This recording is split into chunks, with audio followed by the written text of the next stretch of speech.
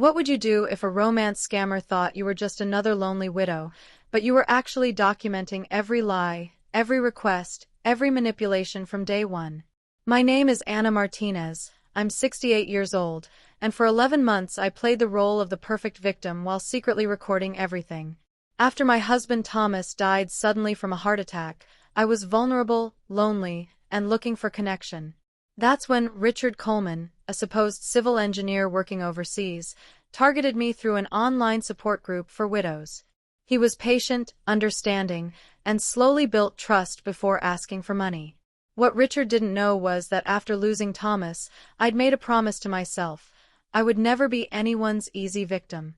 So I recorded every phone call, saved every message, documented every suspicious detail, and when he finally demanded $25,000 for his emergency, I didn't send money. I sent my entire evidence file to the FBI. What happened next led to a multinational fraud bust that shut down a romance scam network operating across 4 continents, recovered over $800,000 for victims, and proved that sometimes the lonely widow is smarter than the predator hunting her. Thank you for being here. This story will teach you not just how to recognize romance scams, but how to document them in ways that lead to actual justice. So this is the perfect moment. Hit that like button and subscribe. You guarantee all the next stories without having to search for them. Now, let's begin. Thomas died on March 15, 2023. One moment he was working in his garden, the next he was on the ground, and by the time the ambulance arrived, he was gone. Massive heart attack at age 69, no warning, no chance to say goodbye. We'd been married for 43 years, our entire adult lives intertwined. The grief was crushing, but what surprised me more was the loneliness. My 3 adult children lived in different states with their own families. My friends were kind but eventually returned to their own lives. I was alone in our house in Phoenix, Arizona, surrounded by 43 years of memories and facing a future I'd never imagined. A grief counselor suggested I join an online support group for widows. "You need to connect with people who understand," she said. "Shared experience creates understanding that even well-meaning friends can't provide." So in July 2023, 4 months after Thomas died, I joined Forever in Our Hearts, an online support group for people who'd lost spouses. I started participating tentatively, reading others' stories, occasionally commenting with empathy or sharing my own experiences. That's where Richard Coleman found me. Or more accurately, that's where he hunted me. His first contact was a private message responding to something I'd posted about the guilt of feeling moments of happiness after loss. "Anna, your post resonated deeply. I lost my wife Catherine 2 years ago to ovarian cancer. The guilt you described, feeling like happiness is a betrayal, I know exactly what you mean. It took me 18 months to laugh without immediately feeling guilty about it. Thank you for articulating what so many of us feel." It was thoughtful, personal, empathetic. Exactly what someone in grief wants to hear, validation that their complicated feelings are normal. We messaged within the support group for 2 weeks before Richard suggested we exchange email addresses for more private conversations. His emails were detailed and vulnerable. He shared stories about Catherine's final months, his struggle with single life after 40 years of marriage, his attempts to find meaning in his work to distract from grief. "I'm a civil engineer," he explained in one email. "Currently working on a water infrastructure project in Malaysia. It's a 2-year contract that ends next spring. The work keeps me busy, but the evenings alone in my hotel room are brutal." That's when the grief hits hardest. Having someone to talk to, someone who truly understands, means more than you know. Everything about Richard seemed genuine. His grief felt real. His loneliness mirrored mine. When we transitioned to phone calls in August, his voice was warm, educated, with a slight American accent that matched his profile claim of being from Oregon originally. But here's what Richard didn't know about me. I'm not just a grieving widow. I spent 35 years as a paralegal at a law firm specializing in fraud cases. I'd seen every type of scam, every manipulation tactic, every sob story designed to extract money. When Thomas died, I dealt with multiple people trying to take advantage, contractors inflating prices, investment advisors pushing inappropriate products, even supposed friends asking for loans they'd never repay. After the third attempt at exploitation, I'd made a decision. I would never again be an easy target. If someone tried to scam me, I would document everything and make sure they faced consequences. So when Richard Coleman started his gentle courtship in that widow support group, something in my paralegal brain triggered a quiet alarm. Not loud enough to make me stop communicating, his approach was too subtle for immediate certainty, but enough to make me cautious. I started a file. Every email from Richard went into a folder I backed up daily. When we moved to phone calls, I used a call recording app, perfectly legal in Arizona where only one party needs to consent to recording. I kept a detailed log, dates, times, topics discussed, any requests made, any stories that seemed inconsistent. I told myself I was probably being paranoid. Richard seemed genuine. But after decades handling fraud cases, I knew that being prepared was never paranoid, it was just practical. By September, Richard and I were talking daily. Morning texts, lunch break calls, evening email exchanges. He shared details about his project in Malaysia, the challenges of working with local contractors, the satisfaction of building infrastructure that would serve communities for generations, his plans to return to the United States when his contract ended in spring 2024. "Anna, I've been thinking," Richard said during one evening call. "When I return to the States, I'd like to visit Phoenix. Meet you in person. See if this connection we've built translates to real life. Would you be comfortable with that?" My heart wanted to say yes immediately. My paralegal brain said, "Document this promise. See if he follows through." "I'd love that, Richard. Spring seems far away, but yes, I'd be very comfortable meeting when you're back." "It can't come soon enough," he said warmly. "You've made this lonely overseas assignment bearable. I can't wait to finally see you face to face." It was exactly what I wanted to hear. It was also exactly the kind of promise that scammers make to keep victims engaged while never intending to fulfill. In October, Richard asked for money for the first time. And that's when my documentation system shifted from cautious preparation to active investigation. Was I about to catch a romance scammer in the act? Or was I about to discover I'd been needlessly suspicious of a genuine person? Richard's first money request came wrapped in embarrassment and vulnerability, exactly as I'd expect from either a genuine person in a difficult situation or a skilled scammer executing a well-practiced script. "Anna, I need to tell you something that's extremely embarrassing," Richard said during an evening call in late October. His voice carried genuine-seeming distress. "I've encountered a banking issue.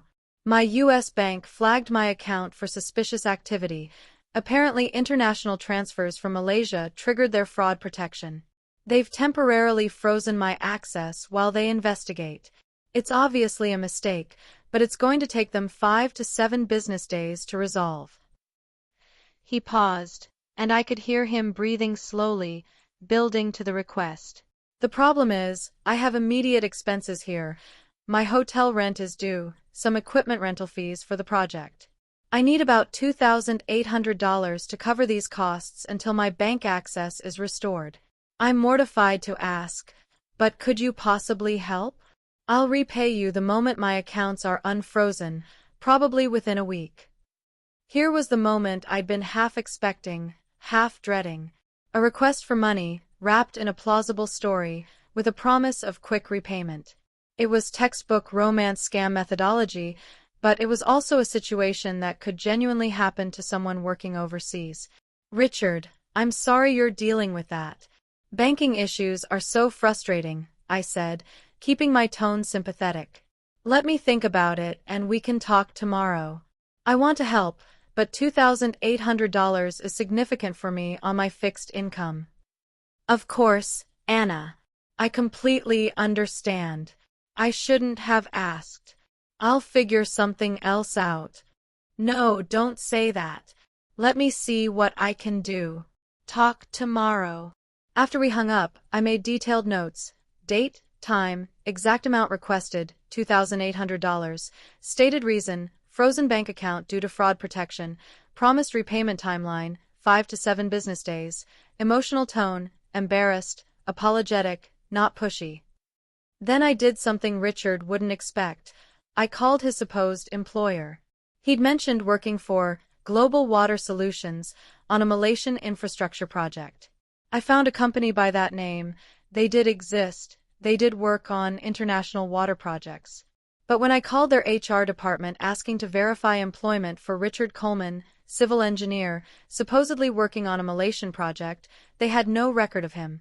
Ma'am, we have no employee by that name currently or in our recent past. If someone is claiming to work for Global Water Solutions, that's fraudulent misrepresentation. That was my first hard evidence. But I didn't confront Richard. Instead, I sent him the money. I know that sounds counterintuitive, but here's my thinking. If Richard was scamming me, sending the money would confirm it and allow me to document the full scope of his operation.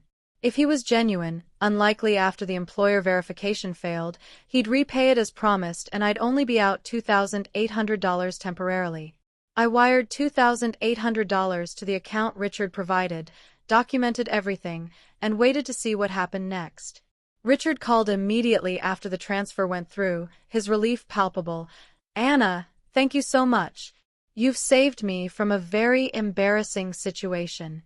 I'll repay you the moment my bank issue is resolved. I can't express how much this means." "It's okay, Richard. We help the people we care about.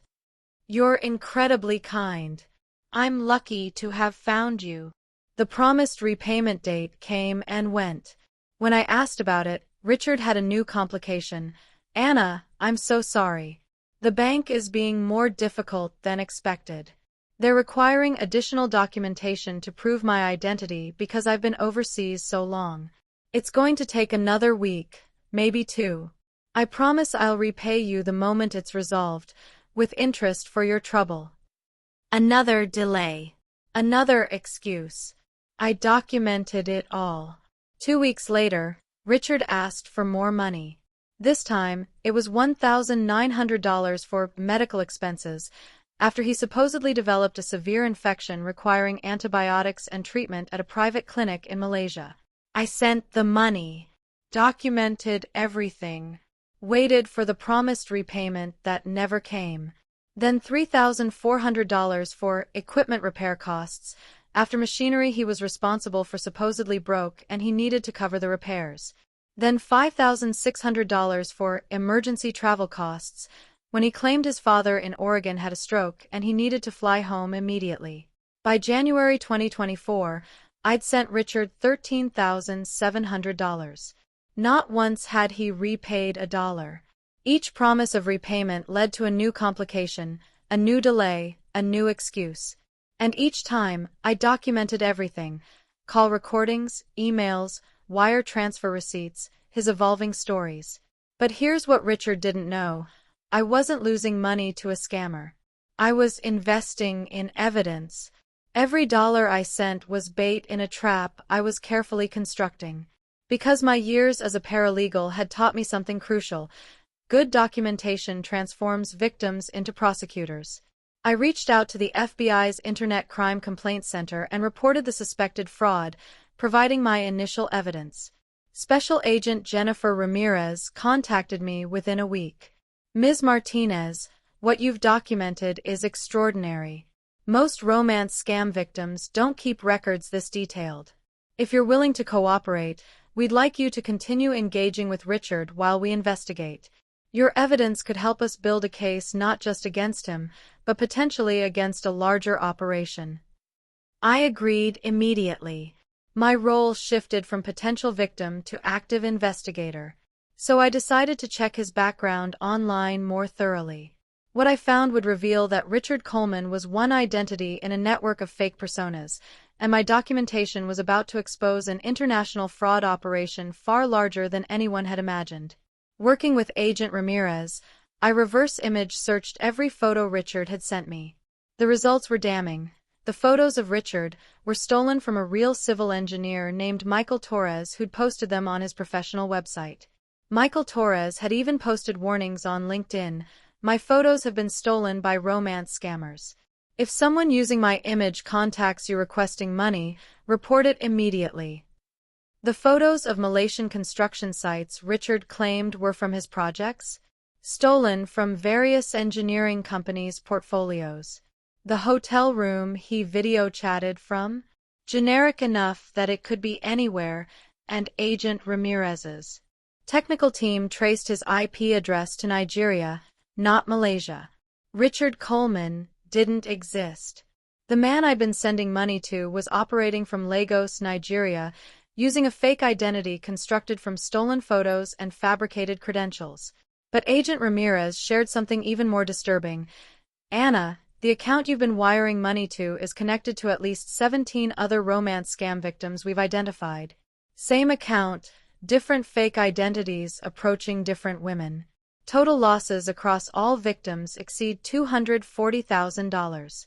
And based on communication patterns, we believe this is part of a larger organized fraud network operating multiple accounts simultaneously."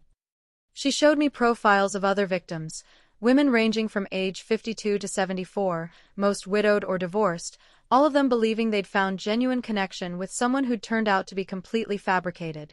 "Your documentation is the most comprehensive we've seen from any victim in this network," Agent Ramirez explained. "You've recorded phone calls, saved emails with full headers showing IP addresses, documented promises and contradictions. Most victims delete embarrassing messages or don't think to save evidence until after they realize they've been scammed. You've been preserving everything from the beginning." "It's what I did professionally for 35 years, I explained. "Document, document, document. Evidence wins cases, not emotions." Agent Ramirez proposed a strategy. "Anna, we'd like you to continue communicating with Richard while we build our case. But we want to do something specific. We want you to ask him questions designed to reveal operational details. Where he's really located, who he works with, how he moves money." Scammers often get comfortable with long-term victims and start revealing more than they should. I agreed, but with conditions. I'm not sending him more money. The $13,700 I've sent is my limit.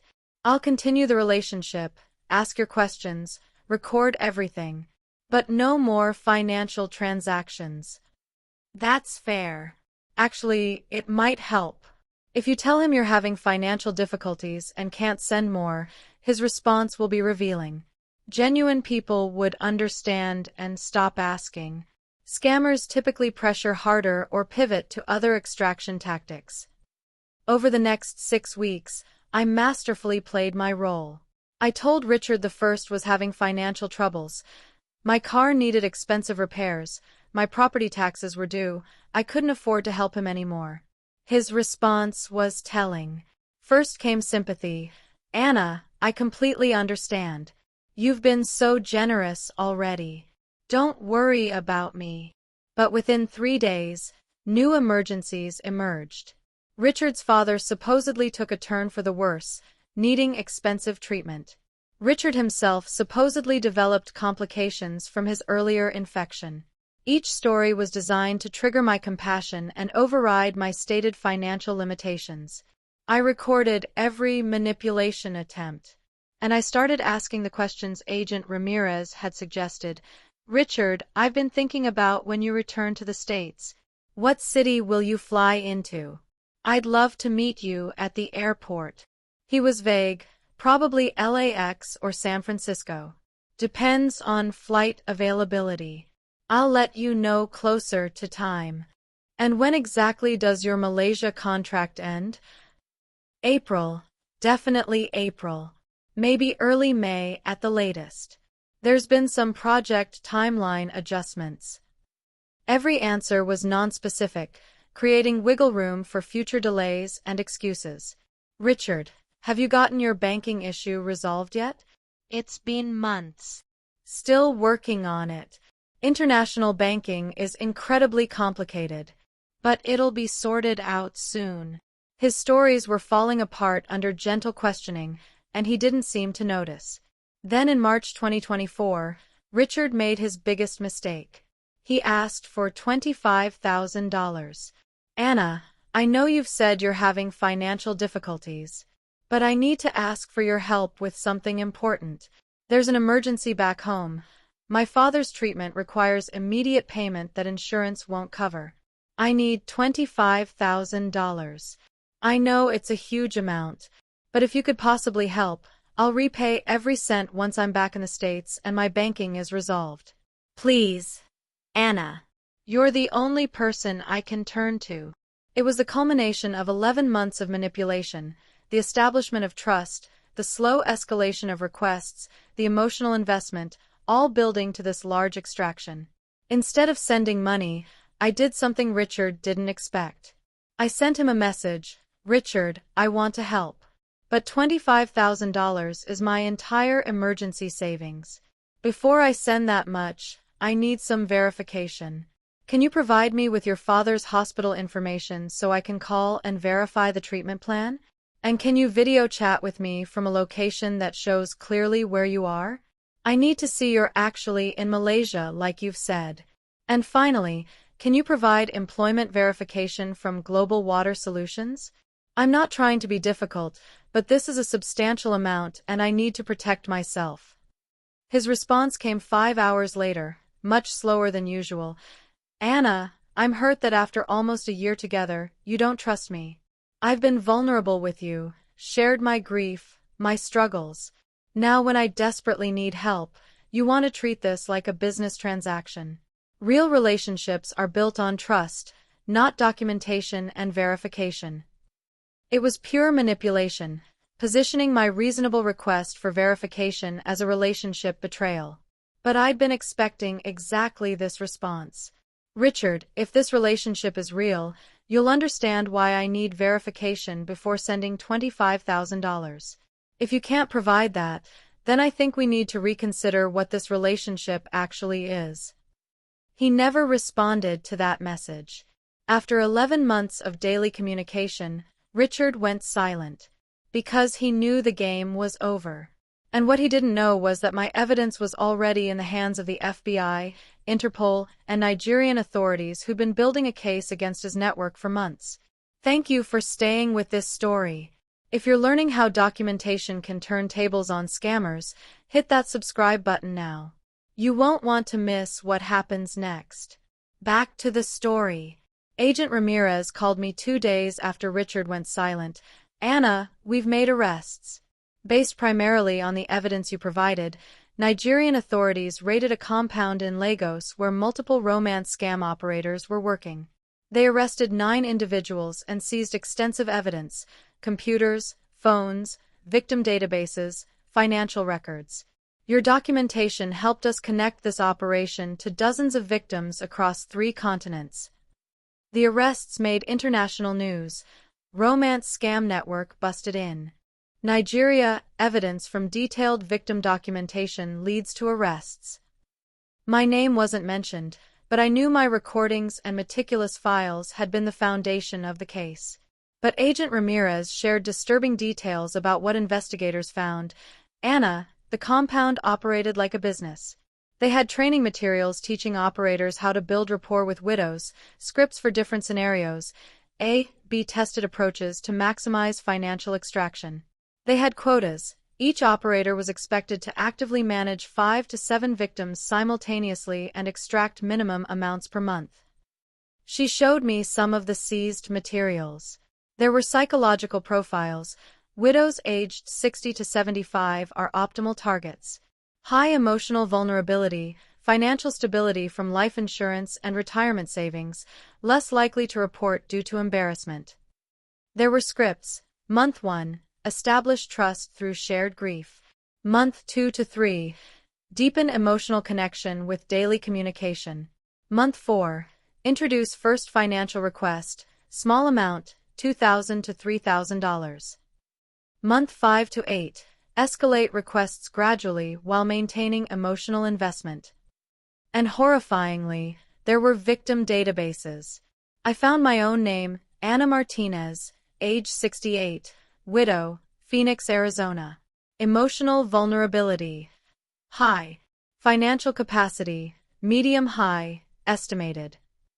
Sophistication level, medium, asks occasional questions but accepts explanations. Total extracted to date, $13,700. Projected lifetime value, $40,000 to $60,000. They'd calculated how much they expected to steal from me before I'd either run out of money or realize the scam. Reading that made me feel like a commodity, a resource to be harvested. But the database contained something even more valuable: names and information for 127 other active victims being targeted by the same network. Agent Ramirez's team began contacting all of them, warning them before they lost more money. One of those victims was Margaret Chen, age 71, from Seattle. She'd been communicating with David Mitchell, a supposed oil rig engineer working in the Gulf of Mexico. She'd sent him $47,000 over 14 months. When Agent Ramirez contacted her with evidence that David was part of the same Nigerian scam network I documented, Margaret initially didn't believe it. "It can't be a scam," Margaret insisted. "David and I video chat regularly. I see him. How could that be fake?" Agent Ramirez explained, the scammers use video manipulation, pre-recorded footage, or even real people reading scripts while claiming to be someone else. Just because you've seen someone on video doesn't mean they're who they claim to be. Margaret agreed to join a video call with me and two other victims from the network, Linda from Texas and Patricia from Florida. We compared notes about our experiences. The patterns were identical: widowed civil engineers or military contractors working overseas, gradual requests for money, promises of meeting that never materialized, elaborate stories about banking problems and emergencies. "They literally used the same playbook on all of us," Patricia said. "Just changed the name and a few details." We formed a support group, eventually growing to 32 women who'd been targeted by this specific network. We shared our documentation, our embarrassment, our rage, and our determination to help other women avoid what we'd experienced. Dr. Helen Morrison, a psychologist specializing in fraud victim trauma, volunteered to facilitate our group sessions. "You're all experiencing what we call complex fraud trauma. The financial loss is one component, but the emotional betrayal, having your grief weaponized against you, having your capacity for love exploited, that creates deeper psychological damage. Many victims struggle with shame, self-blame, and inability to trust again." The group helped all of us process those feelings. But what helped me most was knowing my documentation had stopped the operation and protected others. Agent Ramirez estimated that my evidence had led to preventing at least $380,000 in losses by identifying and warning victims before they sent more money.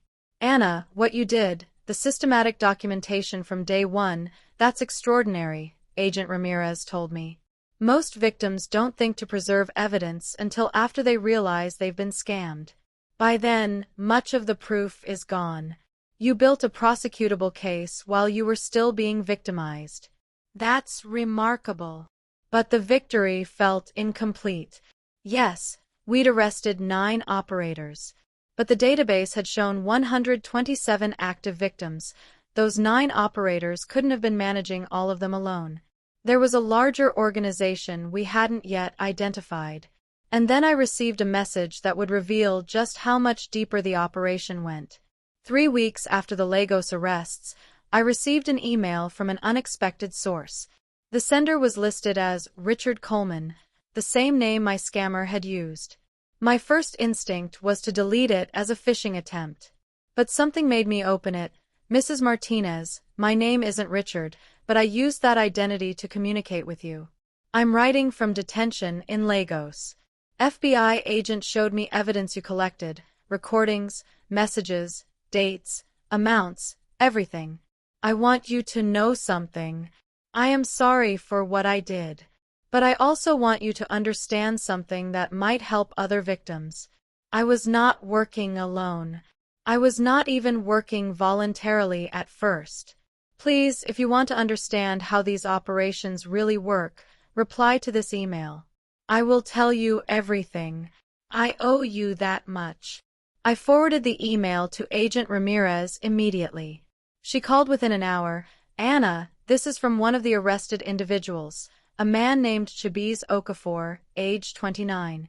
He's been cooperating with authorities, providing information about the network structure. If you're willing, we'd like to facilitate communication between you two. It could help us understand and potentially prevent future operations. I was conflicted. Part of me wanted nothing to do with someone who'd stolen from me. Part of me was curious about the human behind the scam. What does he want from me? I asked. Honestly, I think he wants you to understand he's not a monster. But more importantly, he claims to have information about the network's leadership, people who weren't at the Lagos compound and haven't been arrested. Information that could lead to bigger arrests. I agreed to communicate, but only through FBI-monitored channels. Chibiz's first message explained his background. He'd been recruited through a job posting in Nigeria promising customer service work for an international company, $800 monthly salary, substantial in Nigeria's economy. When he arrived at the compound, his passport was confiscated. He learned that customer service was actually romance scams. He was told that if he refused or tried to leave, he'd be beaten, his family would be threatened, and he'd be turned over to police as a criminal conspirator. I was trapped, he wrote. Yes, I participated in scamming you and others. But I was also a victim. We worked 12-hour days, were barely fed, were punished if we didn't meet extraction quotas. Some of us tried to leave. They were beaten so badly they couldn't walk. So we did the work because the alternative was worse. I didn't know whether to believe him. Agent Ramirez provided context. Some of these operators are genuinely trafficked and coerced. Others use that story to avoid full responsibility. With Chibiz, evidence suggests some truth to his claims. He was relatively new to the operation, and other operators who've been there longer confirm that some workers are forced. Whether Chibiz was purely a victim or a willing participant who'd gotten trapped, he did provide valuable information. He explained the network structure. The Lagos compound was one of 5 operations run by a Nigerian national named Emeka Adewale, who lived in Dubai and never directly interacted with victims. Emeka provided the infrastructure: fake identities, stolen photos, scripts, money laundering networks, victim databases. Local compound managers recruited operators, sometimes through deception, sometimes through explicit fraud recruitment, and enforced quotas. Emeka has been running this for over 10 years, Chibiz wrote. The Lagos compound was just one piece. There are operations in Ghana, Kenya, South Africa, even one in Malaysia. He makes millions of dollars per year. The operators like me, we might make a few $100s a month. The victims lose thousands. Emeka keeps most of the profit. Agent Ramirez confirmed Chibiz's information matched intelligence they'd been gathering. Emeka Adewale is known to Interpol. He's been running romance fraud operations for years, staying just beyond reach by operating from Dubai and never directly touching the scams himself. But with Chibiz's testimony and your evidence, we might finally have enough to pursue extradition. Over the next 2 months, I exchanged several messages with Chibiz. He provided details about how the operation worked, how they chose victims, scouring widow support groups and dating sites for vulnerable women, how they built fake identities, stealing photos from real professional social media, how they tested different approaches, A/B testing scripts like a legitimate business would test marketing campaigns. Mrs. Martinez, I need to tell you something specific about you, Chibiz wrote in one message. When I was assigned your case, I read through the profile they'd built. You were listed as high sophistication risk because of your paralegal background. My supervisor told me this one might be smart enough to catch us. Be extra careful. But you played the lonely widow so well that we thought you were easier than your profile suggested. That was our mistake. You were documenting us the whole time, and we had no idea. Reading that gave me grim satisfaction. They'd underestimated me because they saw 68-year-old widow, and assumed vulnerability equaled stupidity. But Chibiz shared one more piece of information that would lead to the biggest break in the case. Mrs. Martinez, there is someone inside the FBI or connected to law enforcement who helps Emeka. Someone who warns him when investigations get close. That's how he's avoided arrest for so long. I don't know who. But if you want to really stop him, you need to find that person first. A corruption connection that protected the network's leadership. That revelation would transform the investigation from a simple fraud case into something far more complex and dangerous. Agent Ramirez took Chibiz's claim about a corrupt insider very seriously. If there's someone leaking investigation details to Emeka Adewale, it explains why he's evaded arrest for a decade despite being on Interpol's radar. We need to identify and eliminate that leak before we can move against him effectively. The FBI launched an internal investigation, carefully controlling information about the Emeka case to see if it leaked. Meanwhile, I continued my unusual correspondence with Chibiz. His messages became more personal, more reflective. Mrs. Martinez, I think about you every day. Not because I feel guilt about the money, though I do feel that. I think about how lonely you must have been to believe my lies.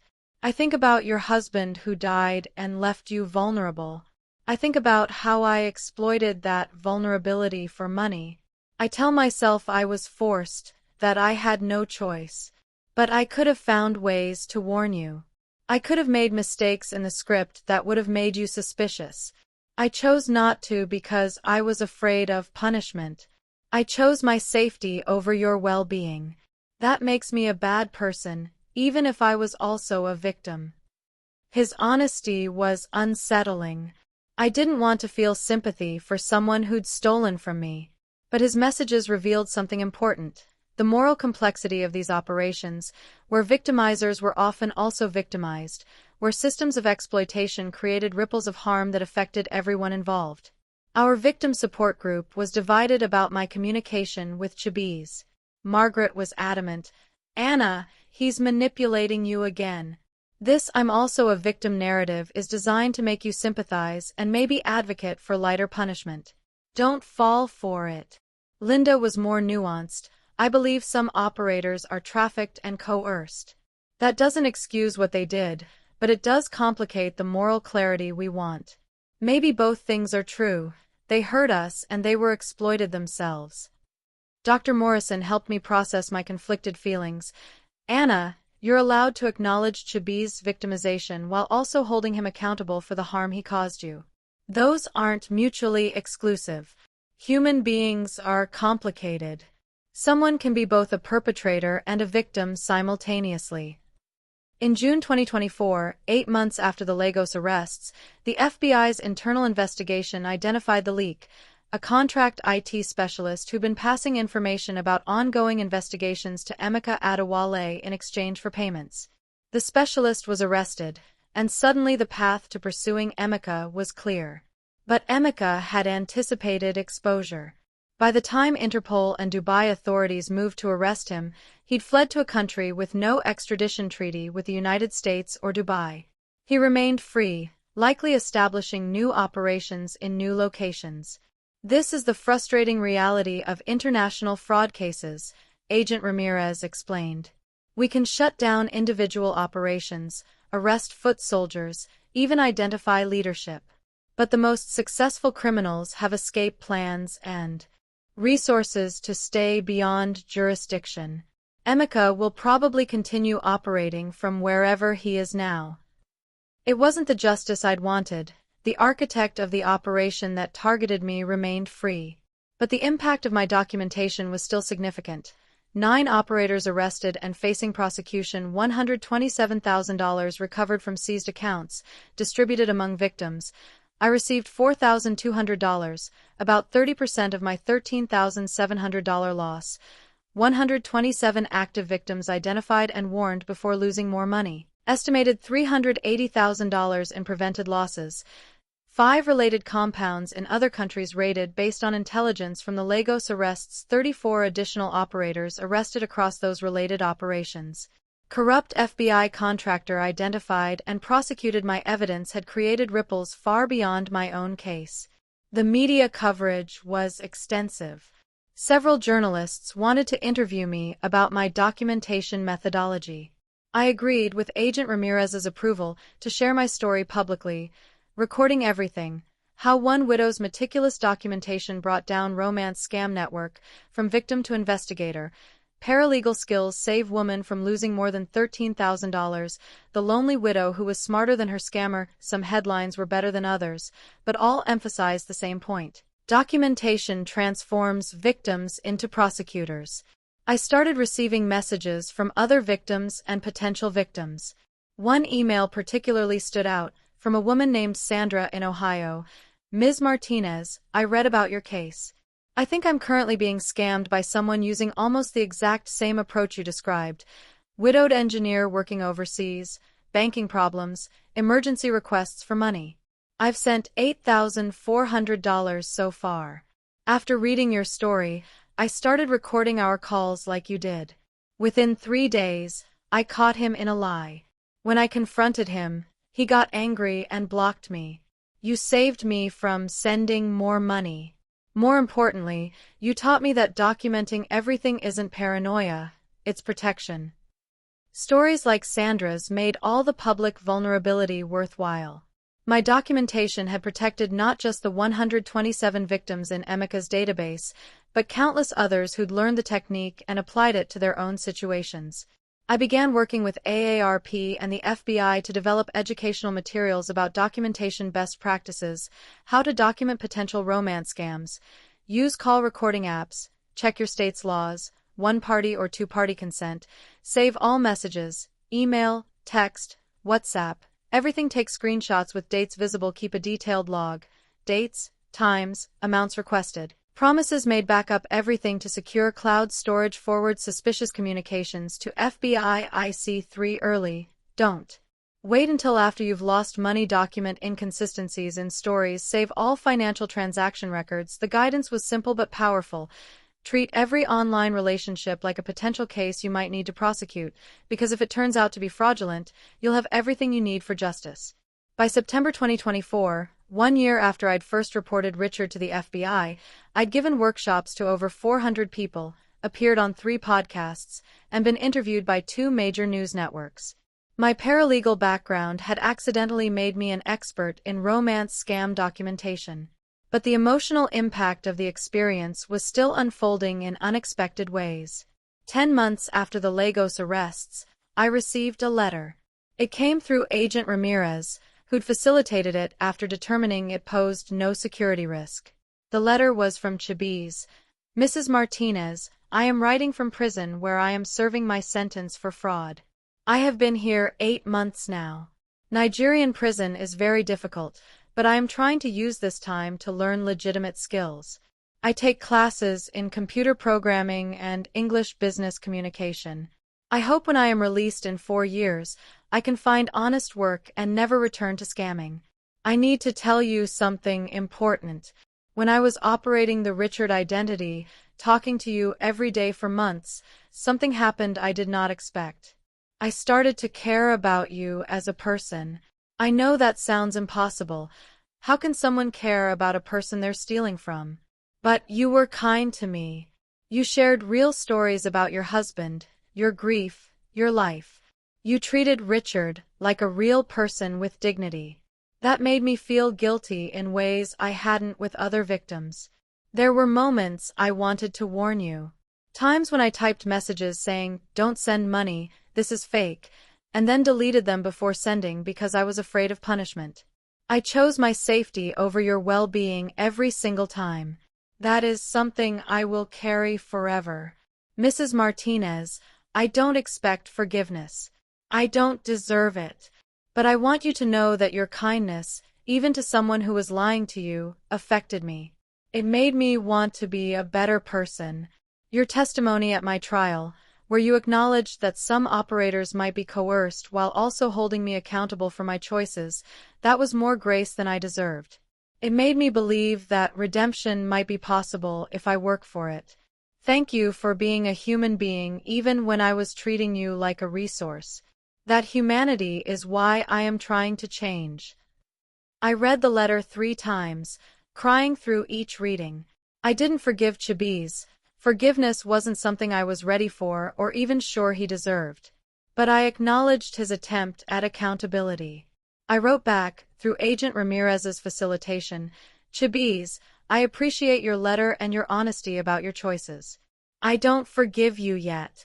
Maybe someday, maybe not. But I recognize you're trying to change, and that matters. When you're released, I hope you find legitimate work and never participate in hurting people again. Not because I care about your redemption specifically, but because every person you don't victimize is someone who doesn't have to experience what I did. Use your skills for something that builds instead of destroys. That's the best form of accountability you can offer. Dr. Morrison helped me process my feelings about the correspondence. Anna, you're allowed to acknowledge Chibiz's humanity without excusing his actions. You're allowed to hope for his redemption without forgiving him. Moral clarity isn't always clean. People are complicated. My healing journey took unexpected forms. I'd assumed I'd never trust anyone online again, that romance was permanently closed off to me. But 14 months after Richard's deception was exposed, I met someone genuinely worth trusting. His name was Robert, and I met him through my church, in person, not online, with mutual friends who'd known him for years. He was a 72-year-old widower whose wife had died 3 years earlier. He was patient with my need for extensive verification, understanding rather than offended when I Googled him, checked his background, asked for references. Anna, after what you experienced, I'd be concerned if you didn't verify everything about me, Robert said when I apologized for my thoroughness. Trust should be earned through demonstrated consistency over time, not demanded immediately. Anyone worth being with will understand that. We dated slowly, carefully, with me documenting nothing because my caution was now informed rather than traumatized. Robert was transparent about his finances, his life, his past. He met my children and grandchildren. He introduced me to his family and friends. Every verification point I'd wished I'd checked with Richard, I checked with Robert. And every check confirmed his honesty. 9 months after we started dating, Robert proposed. I said yes, not because I'd overcome my skepticism entirely, but because I'd learned to distinguish between appropriate caution and perilous fear. I'd rebuilt my capacity for trust, not naively, but intelligently. At our small wedding, attended by family and close friends, I gave a toast that surprised everyone. I want to thank the scammer who tried to destroy my ability to trust. Because of him, I learned to verify before believing, to document before investing, to protect myself while remaining open to genuine connection. I wouldn't be standing here with Robert if I hadn't learned those lessons. So thank you, Chibiz. You taught me to be both loving and smart. That's a gift, even if you didn't mean it as one. 2 years after the Lagos arrests, in November 2025, Agent Ramirez called with unexpected news. Anna, we've located Emeka Adewale. He's in Ghana, and authorities there have agreed to cooperate with extradition efforts. But there's a complication. Emeka claims to have information about a larger network, something bigger than his operations. He's offering to cooperate in exchange for reduced charges. The news was bittersweet. Finally, the architect of the operation that targeted me would face consequences.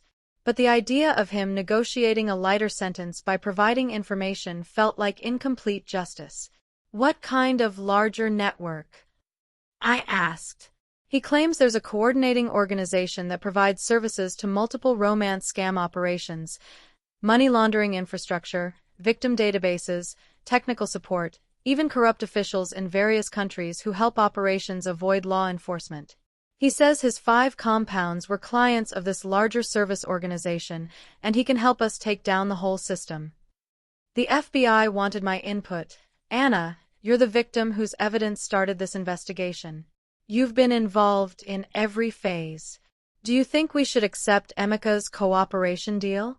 He'd face reduced charges, maybe 8 to 10 years instead of 25 to 30, but the intelligence could help shut down operations affecting thousands of victims worldwide. I struggled with the decision.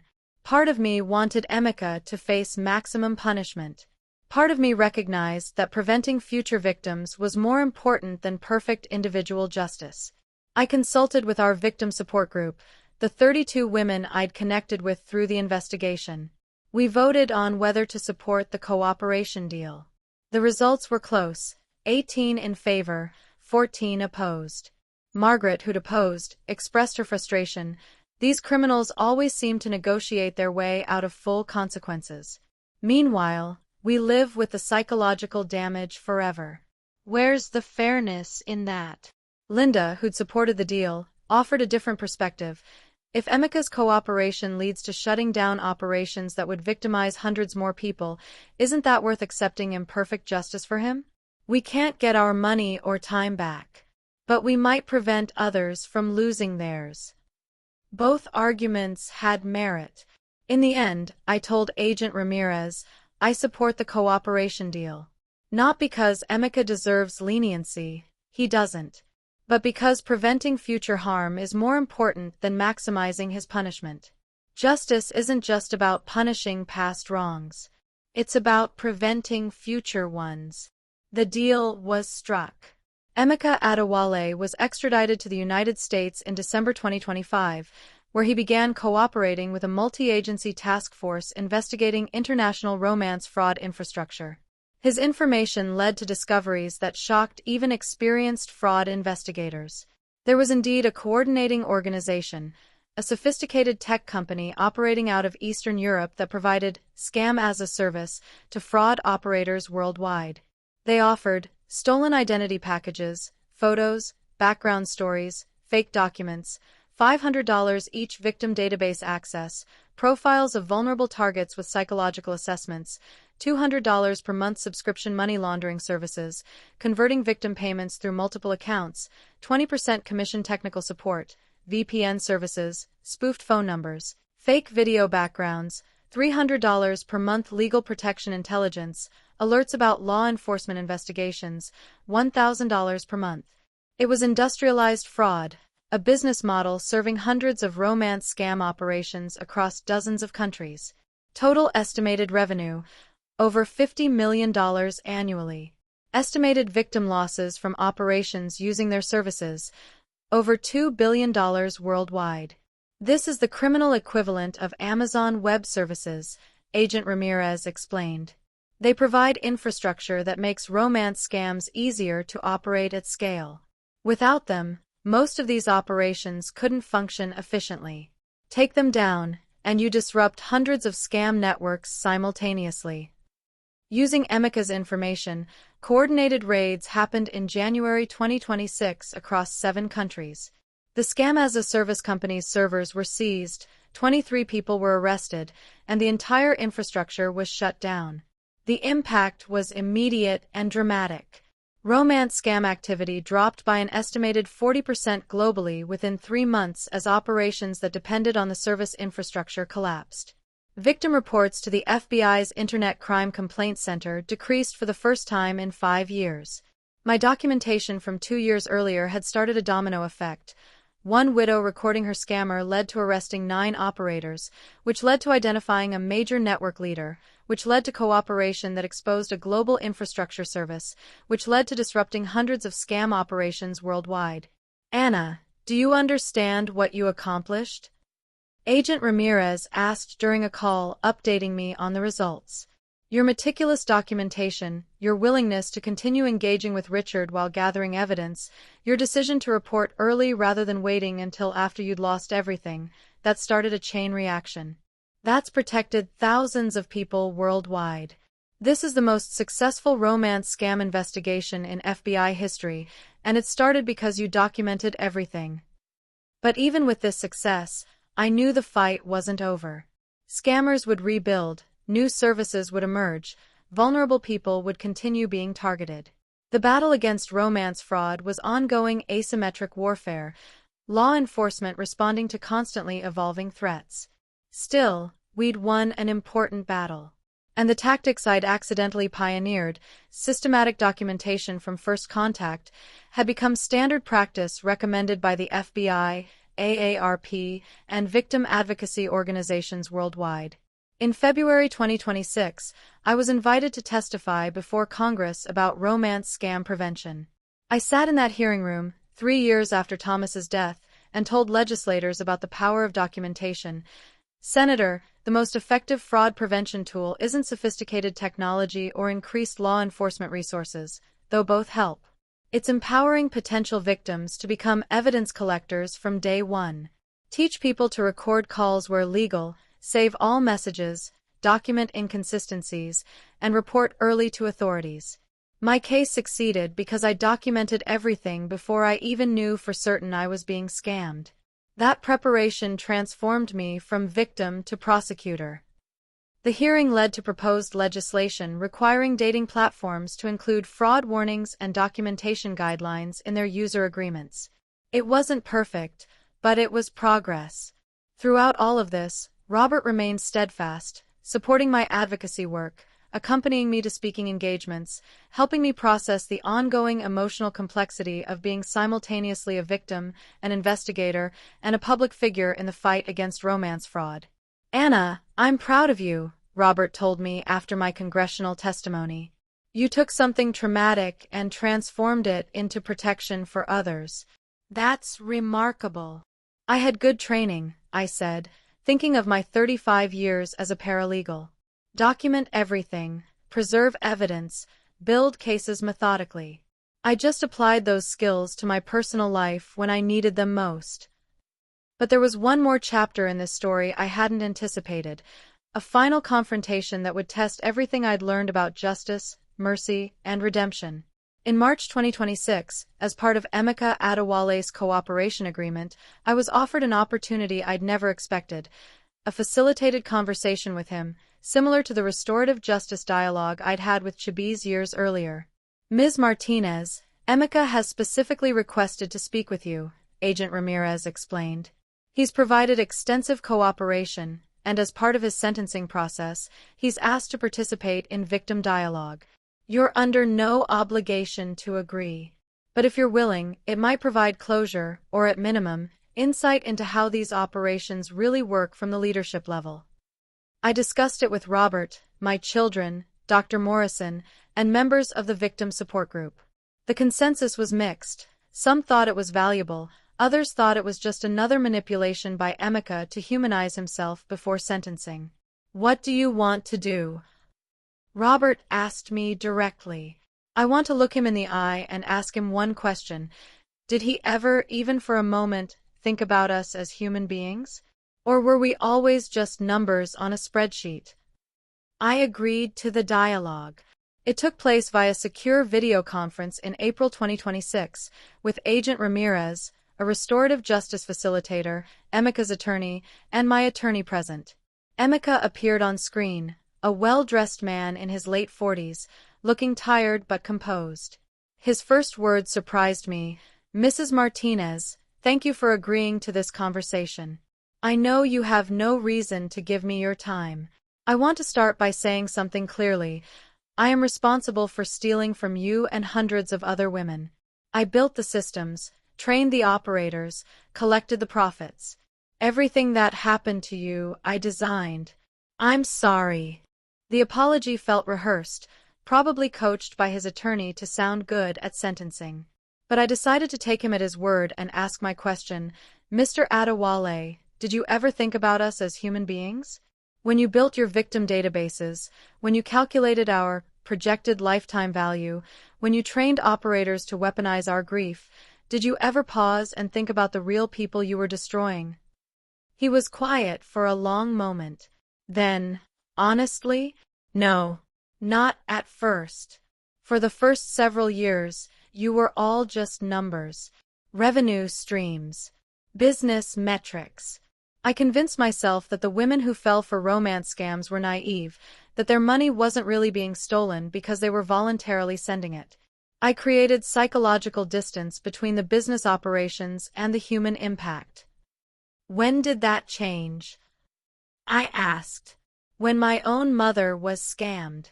3 years ago, someone ran an investment scam on her. She lost her savings.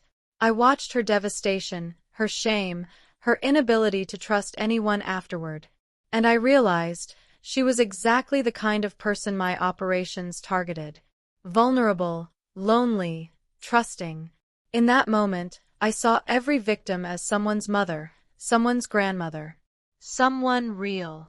And yet you continued operating for 3 more years after that realization? Yes. Because by then, I had compound managers who depended on the work, operators who needed the income, some willingly, some coerced. I'd built something that had momentum beyond my individual choices. Stopping would have meant abandoning people who relied on the system. So I kept going, telling myself I was helping the operators even though I knew I was hurting victims. It was rationalization, but honest rationalization. He wasn't pretending to be a good person. He was explaining how a person could do terrible things while still maintaining self-image as not entirely evil. Mrs. Martinez, I want you to know something specific, Emeka continued. I reviewed your file personally after the Lagos arrests. When I saw how meticulously you documented everything, recordings, logs, saved messages, I was impressed. You were better at building a fraud case than most of my operators were at running the fraud. That's when I knew my operations were vulnerable. If one determined victim could document thoroughly enough to bring down an entire network, then the model wasn't sustainable. So my documentation convinced you to cooperate? Partly. I realized that investigators would eventually piece together what you'd given them. Cooperating and helping shut down the larger infrastructure was the only way I could potentially reduce my sentence and get out before I'm an old man. So yes, self-interest motivated my cooperation. But also, seeing what you did, how you transformed victimhood into prosecution, it made me recognize that victims aren't passive marks. You're human beings who can fight back. That changed my perspective. I didn't know whether to believe his claimed transformation, but I appreciated the honesty about his self-interested motives for cooperation. The facilitator asked if I had final words for Emeka. I thought carefully, Mr. Adewale, I don't forgive you. I probably never will. You designed systems that exploited grief, loneliness, and trust, the most vulnerable parts of human experience. You calculated how much money you could extract from widows like me before we'd realize the truth. That's predatory at a level that doesn't deserve forgiveness. But I acknowledge that your cooperation has helped shut down operations that would have victimized thousands more people. That matters. It doesn't erase what you did, but it creates positive impact that wouldn't have existed otherwise. When you're released from prison in whatever 8 or 10 years your deal gets you, I hope you use your skills legitimately. Not because you've earned redemption, but because every day you're not running scams is a day someone doesn't become a victim. That's the best accountability you can offer. Spend the rest of your life not doing what you spent the first part doing. Emeka nodded slowly. That's fair. More than fair. Thank you, Mrs. Martinez. The conversation ended. I didn't feel closure exactly. Trauma doesn't resolve that neatly. But I felt something else. Completion. I'd faced the person who designed my victimization, asked my questions, said what I needed to say. That was enough. A month later, Emeka was sentenced to 12 years in federal prison and ordered to pay $2.1 million in restitution, though realistic recovery was estimated at less than 10% of that amount. It wasn't perfect justice, but it was real accountability. And the intelligence he provided continued bearing fruit. More arrests, more disrupted operations, more prevented victims. My documentation had created ripples that would protect people for years to come. 3 years after Richard Coleman first contacted me in that widow support group, I stood before an audience of 500 people at an AARP fraud prevention conference in Washington, D.C. Robert sat in the front row next to Agent Ramirez, both smiling supportively. I shared my full story, From the first messages with Richard through the 11 months of documenting his lies, from working with the FBI to the international raids, from confronting Chibiz to facing Emeka. But I focused most on the practical lesson. The most powerful anti-fraud tool you possess is your smartphone and your discipline. Record calls where legally permitted. Save every message. Document every request. Create a paper trail from day one, not because you assume everyone is a scammer, but because if someone is a scammer, you'll have everything needed to stop them and protect others. I demonstrated the tools I'd used: call recording apps, secure cloud backup services, spreadsheet templates for logging suspicious activity. I explained the psychological shift required. It's not paranoia. It's preparation. Healthy relationships welcome transparency. Fraudulent ones punish it. One audience member asked, "Ms. Martinez, but doesn't that approach prevent you from trusting anyone? How can you build genuine intimacy if you're constantly documenting everything?" I gestured to Robert. "This is my husband, Robert. When we started dating, I documented nothing because I verified everything up front through legitimate channels: mutual friends, public records, in-person meetings. Documentation is for when you can't verify through normal means: online relationships with people you haven't met, people claiming circumstances that make verification difficult. That's when recording protects you." Another asked, "What if the person gets offended by you recording or saving messages?" "Then they're showing you who they are." Legitimate people understand appropriate caution, especially when you explain you're protecting yourself after past trauma.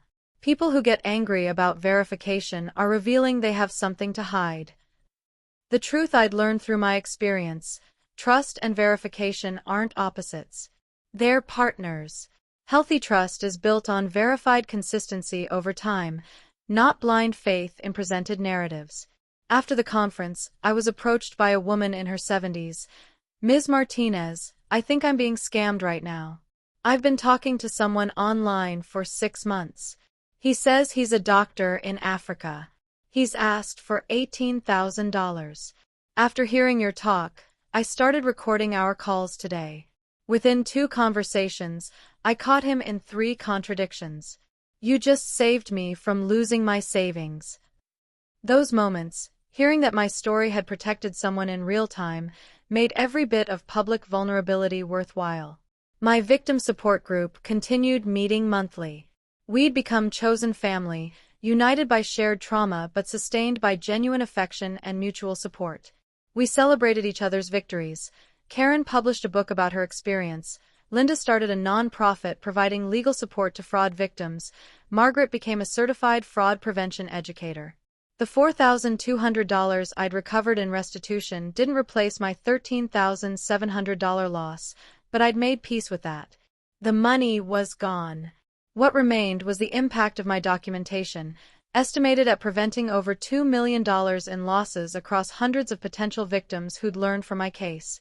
In November 2026, 4 years after Thomas's death and 3 years after Richard's first contact, I received an unexpected email from Chibiz. He'd been released early from Nigerian prison for good behavior and cooperation. "Mrs. Martinez, I am out of prison. I have job now doing legitimate computer programming for small Nigerian tech company. I make honest money. I will never scam again. Thank you for showing me that victims are human beings deserving of dignity. That lesson changed my life. I hope you are well."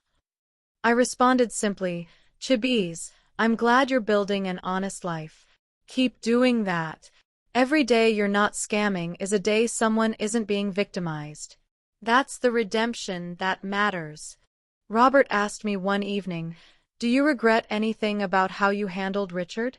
Is there anything you'd do differently?" I thought carefully. I wish I'd reported him even earlier, before sending any money. But honestly, no major regrets. I played a role, gathered evidence, and helped stop operations that would have hurt countless others. Thomas would have been proud of that. "He would have been proud of you," Robert said. "Not just for catching a scammer, but for transforming pain into protection for others." That felt like the right epitaph for this chapter of my life. Transformation over victimization, purpose over pain, protection over revenge. The recording had started as self-defense. It became justice. 5 years after discovering Richard was a scammer, I received a letter from a woman named Catherine in Ireland. Ms. Martinez, I read about your case online. I'm 71, widowed, and someone has been courting me through Facebook for 8 months. After reading your story, I started recording our calls and saving everything. Within a week, I caught him in lies. I reported him with my evidence. Police in Ireland and Nigeria coordinated an arrest. They told me my documentation, which I learned from your case, provided unusually strong evidence. You saved me from losing my pension. But more importantly, you taught me that being a widow doesn't mean being helpless. I pinned her letter next to 47 others from people who'd used documentation to identify and stop scams before losing money. Richard Coleman, whoever he really was, had tried to make me a victim. Instead, I'd become a prosecutor, an educator, and living proof that documentation transforms vulnerability into power. If you're in an online relationship with someone you've never met in person, especially someone who's asked for money, do this now. Start documenting everything immediately. Use call recording apps. Check your state's laws first. Save all messages, email, text, WhatsApp. Everything take screenshots with dates visible. Keep a log. Dates, times, amounts requested. Promises made back up to secure cloud storage. Report to fbi.gov/IC3 early. Don't wait. Legitimate people understand. Verification. Scammers get angry about documentation. That reaction tells you everything. Your smartphone is your evidence recorder. Use it. Share this technique. One recording can save thousands. Comment. Do you document online relationships?